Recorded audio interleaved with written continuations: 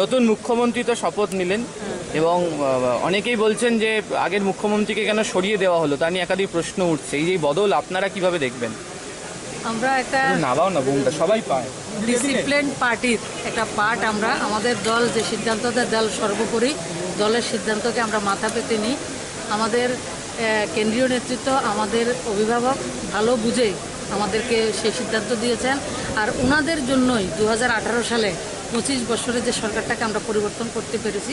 আমাদের ভালো মন্দ তারা খুব ভালো করে বিচার করে সবটা করেছে। কি কাজ শুরু করতে হবে এই 10 মাসের মধ্যে? 10 মাসের মধ্যে যে কাজগুলি আমরা হাতে নিয়েছি, মাননীয় মুখ্যমন্ত্রী বিপ্লব কুমার দেব উনি যে দায়িত্ব যে কাজগুলি হাতে নিয়েছেন সেগুলি সম্পূর্ণ করা, আর ভিশন ডকুমেন্টের সেইগুলি ফুলফিল করা। যেমন ভাতাটা 2000 টাকা আমরা বলেছি, সেটা বাজেটও রয়েছে, সেগুলি ফুলফিল করা আমাদের দায়িত্ব। प्रतिमा जी, विप्लव देव का सरकार को कैसे देखते हैं, कैसे रेट करेंगे? 5 में से कितना नंबर देंगे? 5 में मैं 5 देने के 5 में दूंगी। तो फिर चेंज क्यों किया कल गया? मैंने अपने देखा, भूपेंद्र यादव जी भी बोला है 4.5 साल में जो अच्छा काम किया है, उनका गिनाया काम को, तो उसका उनका दिल्ली में हमारा जो हाईकमांड है उसका कुछ अच्छा निर्णय होगा, कुछ बेटर उसके लिए। यानी आप कह रहे हैं कि ये डिसीजन दिल्ली हाईकमान का था, राज्य स्तर का नहीं था?